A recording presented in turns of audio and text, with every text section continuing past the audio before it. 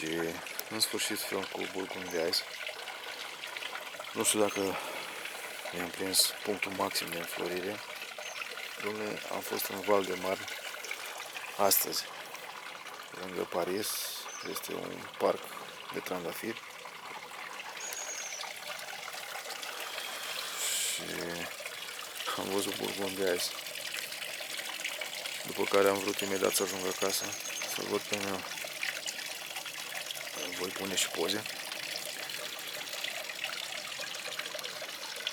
Este un trandafir foarte iubit aici în Franța.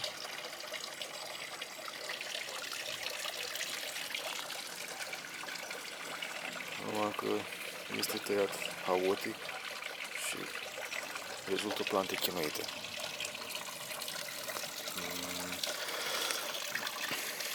Bine, Burgund de Ice este sport sau mutant aici de-a lui Iceberg. Iceberg, creație Cortes, cred. Iceberg este un trandafir alb și priviți ce a ieșit din el.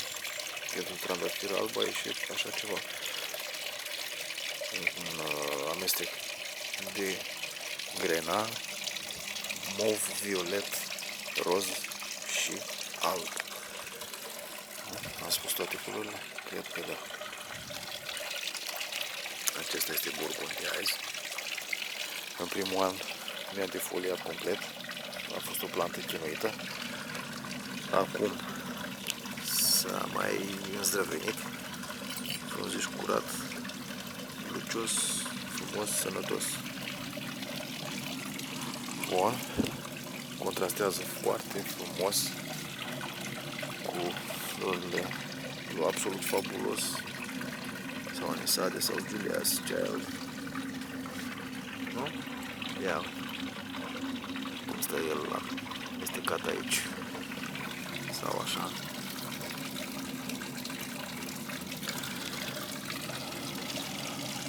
Burgund de Ice.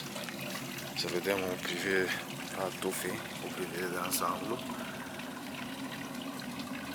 Acesta este.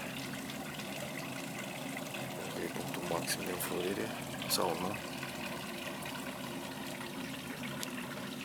Alături de Anisade sau absolut fabulos sau Julia's Child.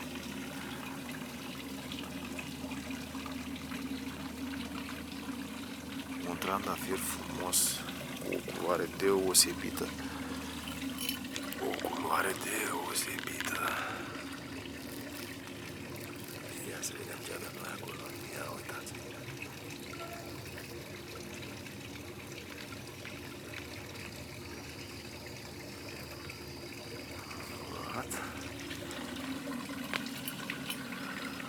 Burgund de Ice.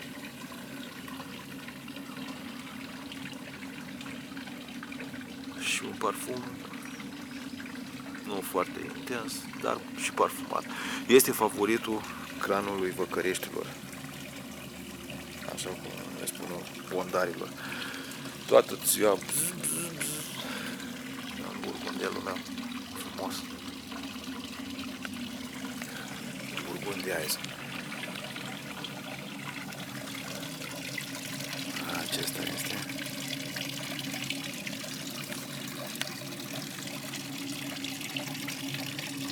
Îl recomand.